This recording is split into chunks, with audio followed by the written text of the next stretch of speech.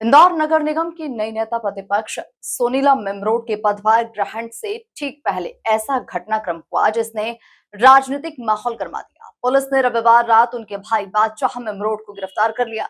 सोनीला मेमरोड ने बादशाह की गिरफ्तारी को साजिश बताया और कहा कि बीजेपी हमसे डरी हुई है। देखिए खास रिपोर्ट। पदभार से पहले भाई की गिरफ्तारी से बवाल। नेता प्रतिपक्ष सोनीला मेमरोड ने लगाए गंभीर आरोप।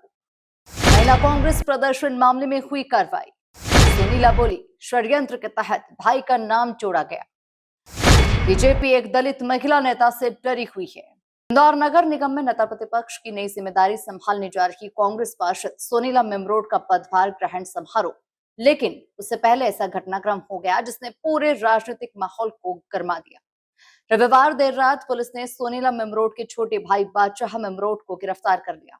दरअसल महिला कांग्रेस के हालिया प्रदर्शन के दौरान कथित तौर पर आपत्तिजनक भाषा का इस्तेमाल करने के मामले में उनके खिलाफ पंडरीनाथ थाने में एफआईआर दर्ज की गई थी। इसी प्रकरण में कार्रवाई करते हुए पुलिस ने उन्हें गिरफ्तार कर एसीपी कोर्ट में पेश किया।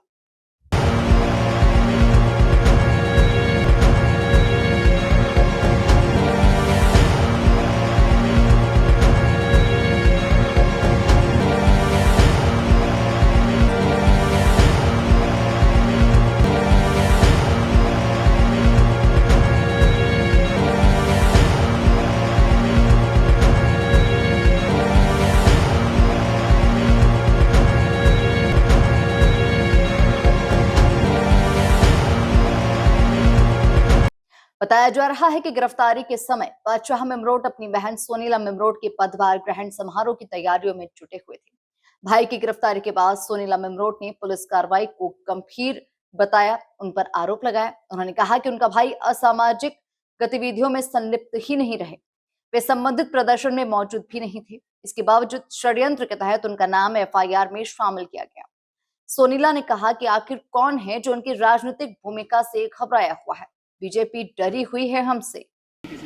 जैसे देखिए, ये घटनाक्रम बहुत बड़े षड्यंत्र का एक पार्ट है, क्योंकि मेरे छोटे भाई हैं बादशाह भैया, और वो कभी भी किसी भी असामाजिक गतिविधि में कभी भी संलिप्त नहीं रहे हैं। हमने एक आंदोलन किया था हमारी मीनाक्षी नटराजन जी के नामांकन रद्द करने के लिए, जिसमें हमारी कुछ महिला साथियों के साथ अभद्रता की गई थी, वो मेरे साथ भी इवन की गई थी सीएसपी महोदय के द्वारा, और वो हमारे पास उसकी वीडियो फुटेज भी हैं। और उसके बाद हमारी महिला साथी जो थोड़ी उग्र हो गई और उनके साथ में बाती में उन्होंने कुछ कह दिया, लेकिन इसके एवज में उन्होंने हम सब पर एफआईआर की, जबकि गलती भी उनकी भी थी।